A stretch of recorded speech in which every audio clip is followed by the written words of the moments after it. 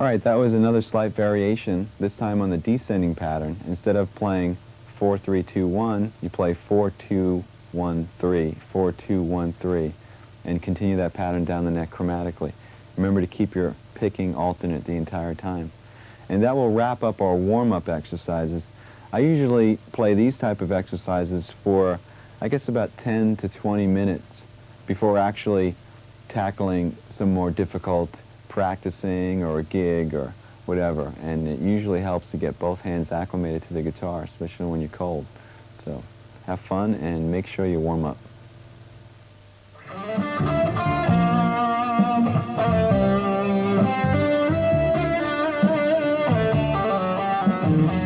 In order to realize our creative visions, it's essential that we develop the craft of our instrument, which leads us to the area of technique. I'm going to show you a whole bunch of different exercises that concentrate on developing speed and accuracy. Now for me, the most effective tool for developing these areas is the metronome. Whether that metronome is a simple click or a drum machine or sequencer isn't important. The important thing is that there's a steady and even pulse. Now practicing and playing to a metronome will help you to play accurately at any speed and also show you how to subdivide the beat any which way that you want. Now the first exercise involves a very familiar looking shape. It's based off of an A major scale in the 4th position, 2 octaves. So let me show you that fingering first.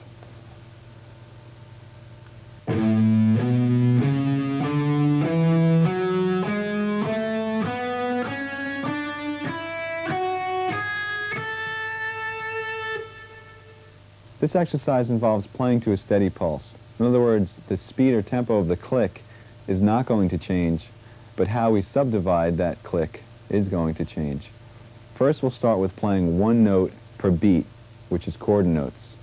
Now, I have a metronome setting of 66 beats per minute, which is really slow, but by the time we're done, you're going to be playing a lot of notes per beat, so it's important that we start slow.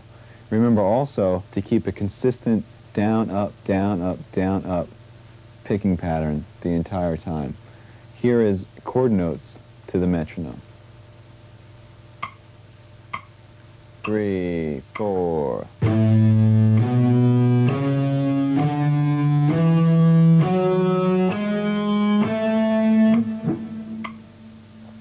Now when you're playing this, remember, it might seem easy, but really concentrate getting even spacing between all those notes. It's actually more difficult when you have a lot of space in between the clicks. Now let me demonstrate 8th notes to the metronome. This would be 2 notes per beat. 3, 4.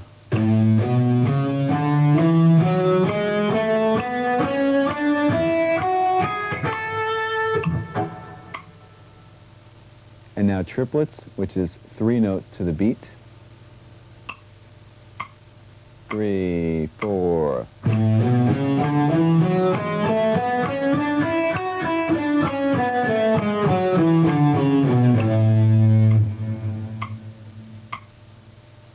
The next division is 16th notes, 4 notes per beat.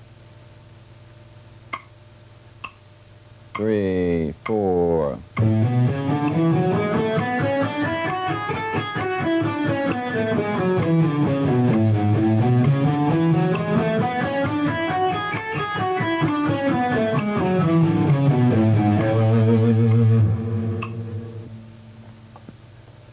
Now we're getting a bit faster. The next division is 6 notes per beat, or 16th note triplets.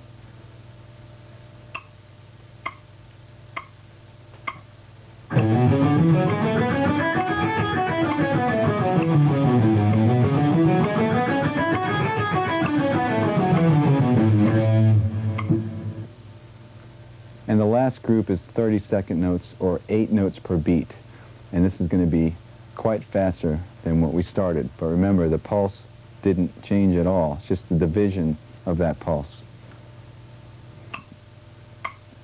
3, 4.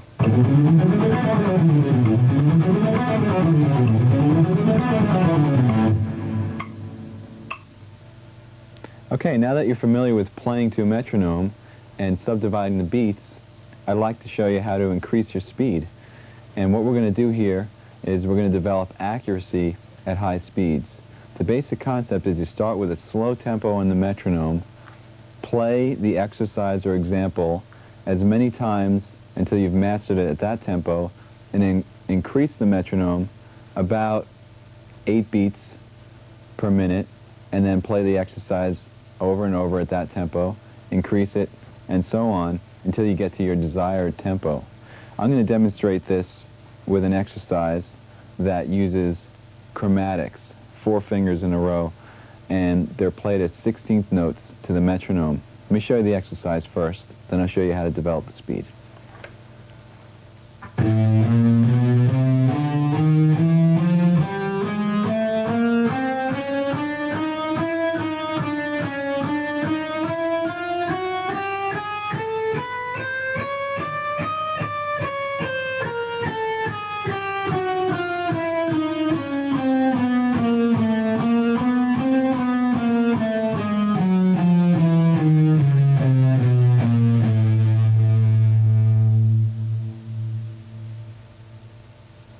As I mentioned, this exercise is based off of a 16th note pattern, which means you're going to be playing 4 notes per beat.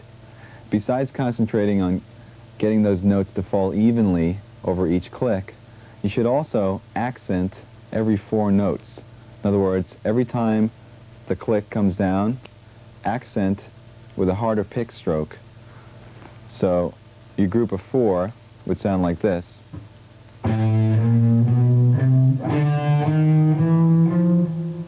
Etc., etc. And what this is going to enable you to do is when you get faster and faster, that accent will be your reference point. In other words, at a slow tempo, your accent might just sound like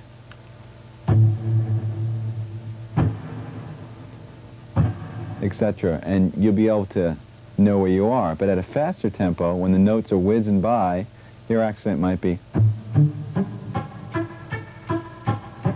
in other words,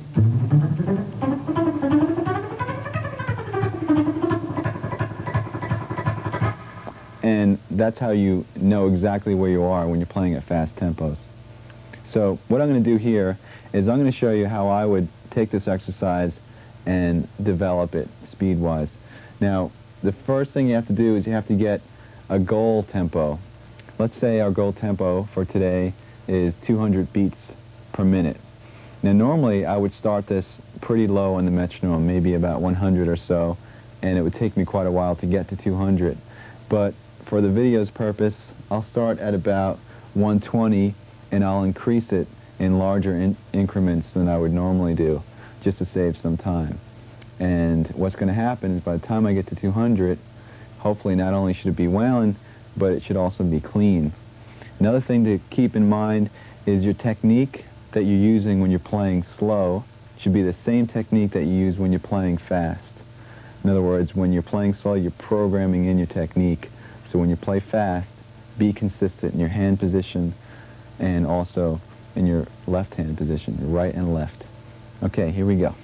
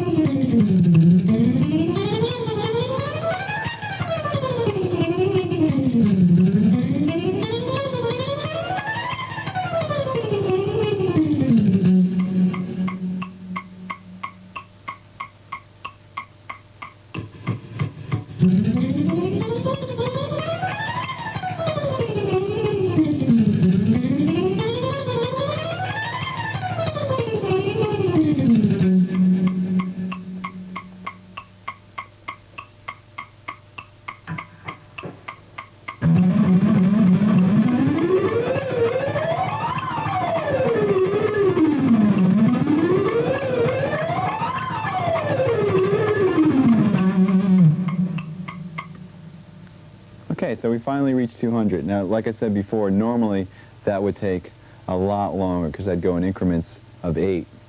Now, if you find at any point along that development that you just don't have it, it's not coming together, it's not clean, like I'm going up to 200, if 176 I felt like I was pushing it, it's a good idea to back the metronome down, go to a slower speed.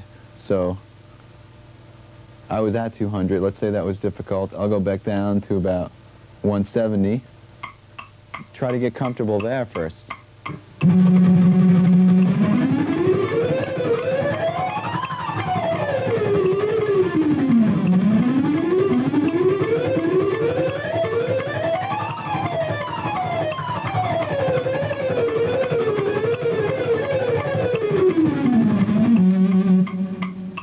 And then go back up to 200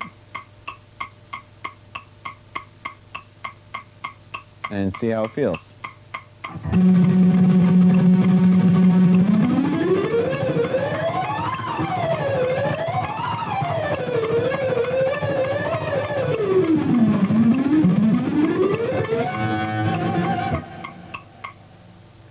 On a similar note, if you reach this desired speed that you're going to and you still want to push the envelope a little further, what you can do is, let's say you want to hit 208 now.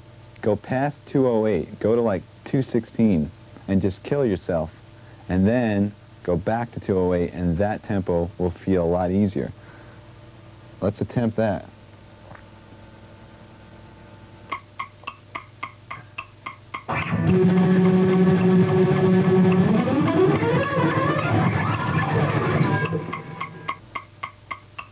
That was very difficult. Let's go back down to 208 and see if it's any easier now.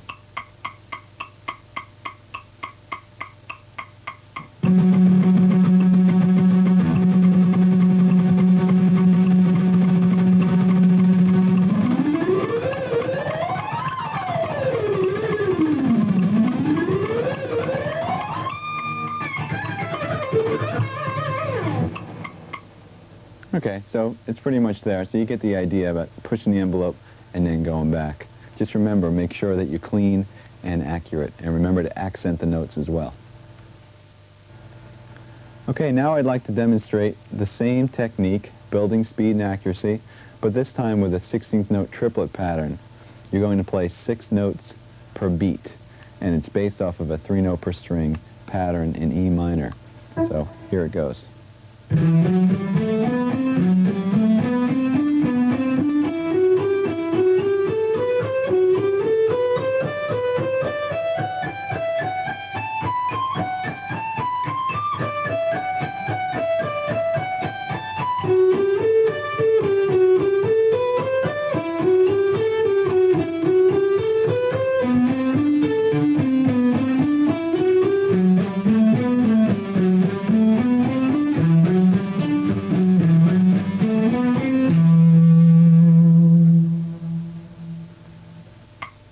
One, two, three, four.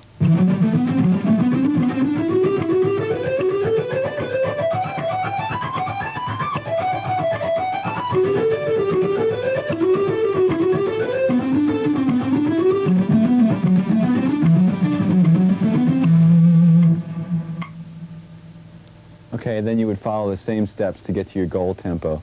Let's say your goal tempo in this case is about 126. Let's hear what it sounds like at that tempo. 1, 2, 3, 4.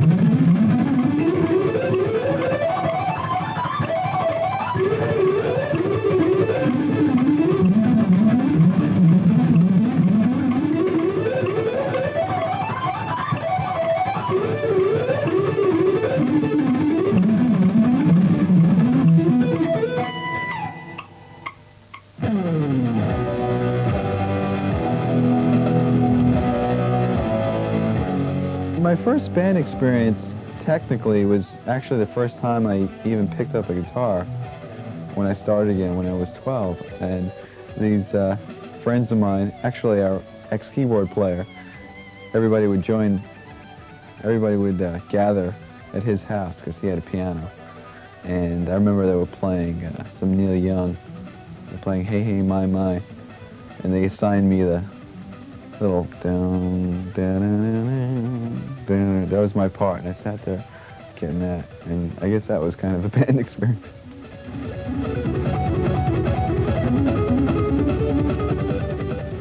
Another good way to develop speed is to work on what I call fragments or segments. That is, if you have a long exercise or passage that's really difficult to play, instead of trying to swallow the whole thing, take bites. Work on small sections and develop that section, and then connect them one by one until you have the big picture. This way you can concentrate on one little thing at a time as opposed to tons of notes.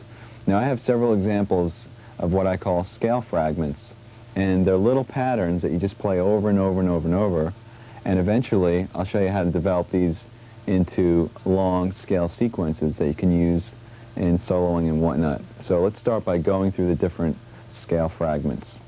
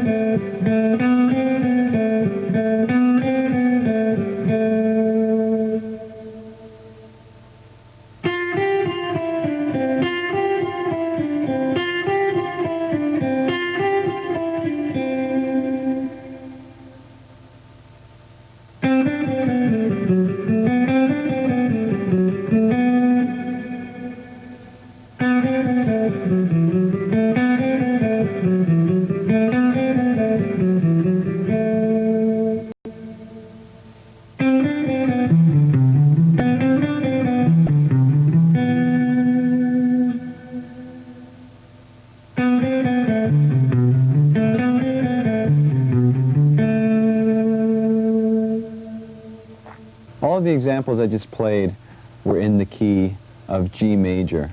You can play these anywhere on the neck between any two strings. It doesn't really matter.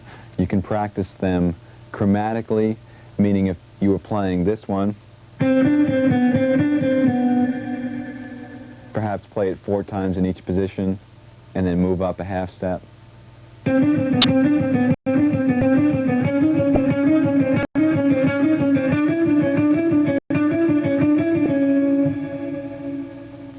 Or you can pick a key and play them diatonically. In other words, conform your fingers to the notes in the key.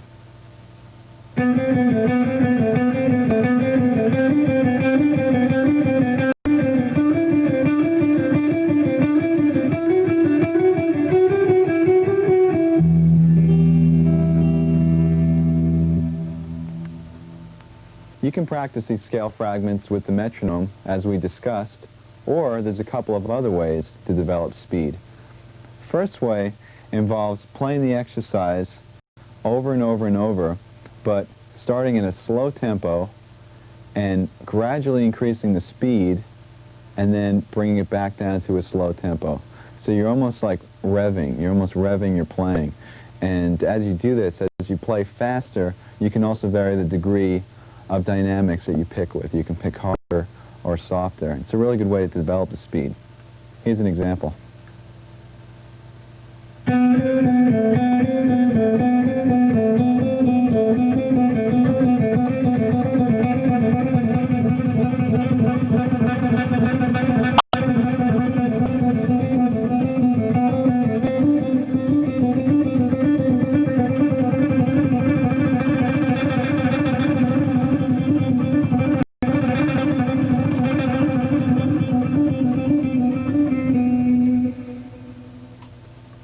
Another way of developing speed is by playing the exercise over and over and over, but this time playing consistently at a slow to moderate tempo and then sort of blasting out a fast tempo only a couple of times. So in other words, you're jogging for a while, then you're going to sprint for a second and go back to jogging. This is a way to build stamina as well as speed.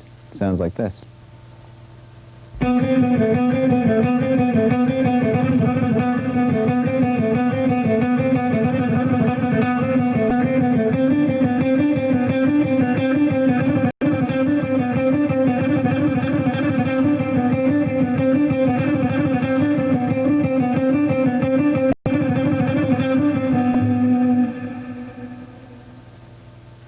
Now, a fun thing to do when you're working on all these exercises, since they're pretty similar, some of them are using 16th notes and some are 16th note triplets, is to sort of interact.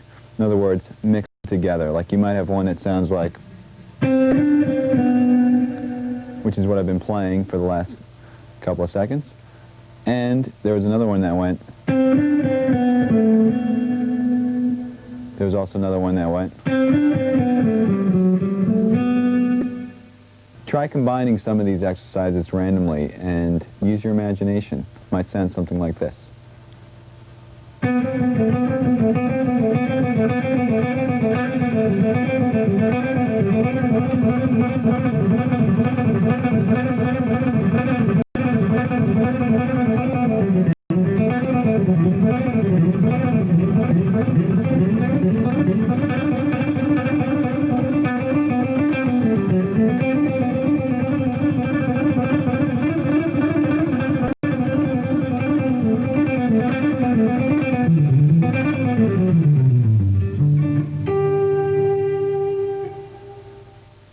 Each one of these fragments could now be used in a longer sequence of notes, perhaps a run through a scale or whatnot. So let me show you how a few of these can be developed. 1, 2, 3, 4.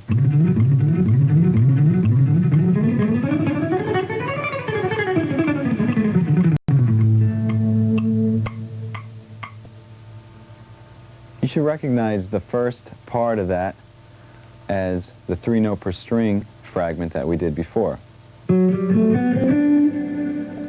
Except I transposed it to the key of A and played it through an A major scale.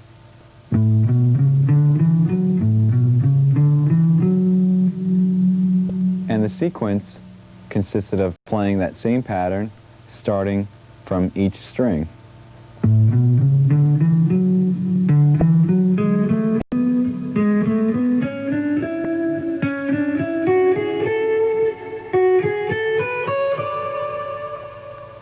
And then using the descending pattern to do the same thing.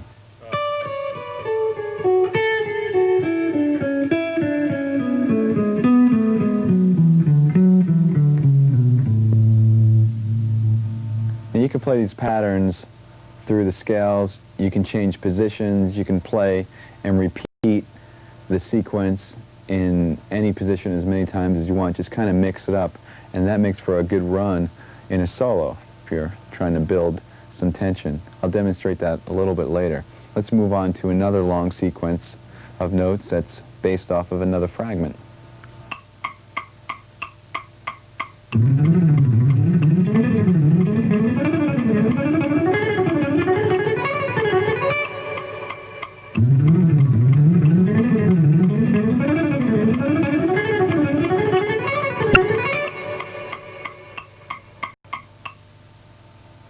And here's the descending version of that.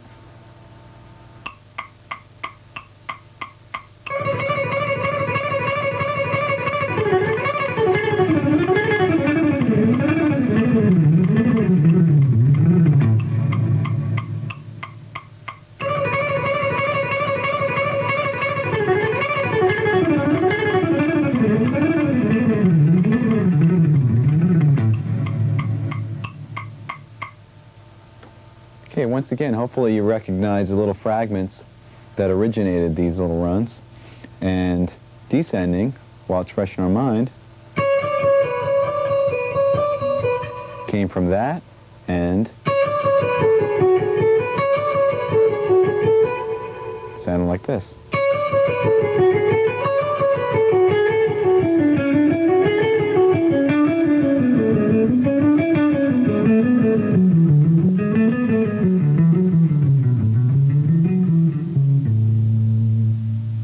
And ascending was pretty much the same thing, except starting on the first finger. It also has a little bit of the triplet in there. But we're just arranging the notes so that it works out to be a 16th note pattern.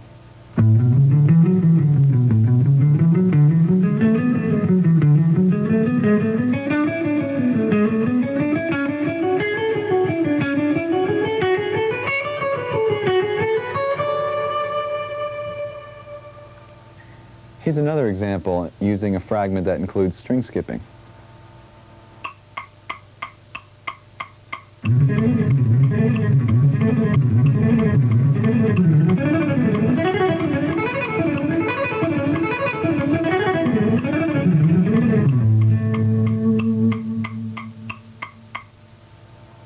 Now with this one, instead of moving up the neck, playing 3 notes per string, I stayed in the same position because it facilitates skipping strings without having to do any position changes. So instead of having to go something awkward like that, we're staying in the same position. So the scale shape I'm doing has a repeated E, but we don't really hear that repeated E because we're skipping strings.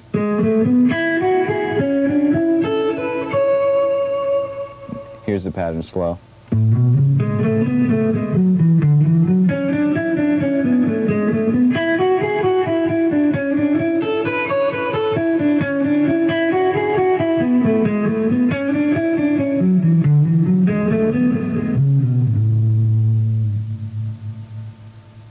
Let's just do one more 16th note pattern through a scale, once again using one of the fragments that we learned earlier.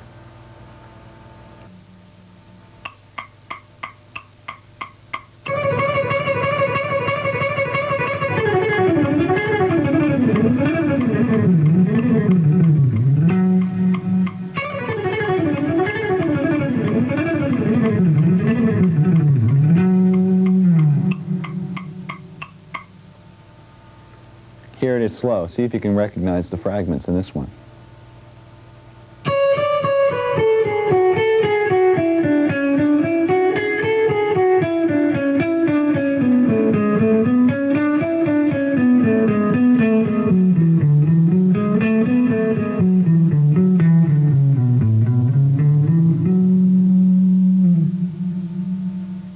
Okay, now that we have all the scalar technique under our hands, let me show you how this can be applied to improvising.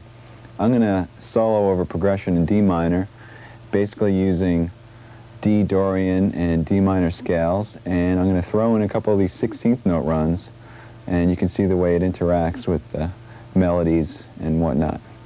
And once you get a taste of this, maybe you can try it in your own solos.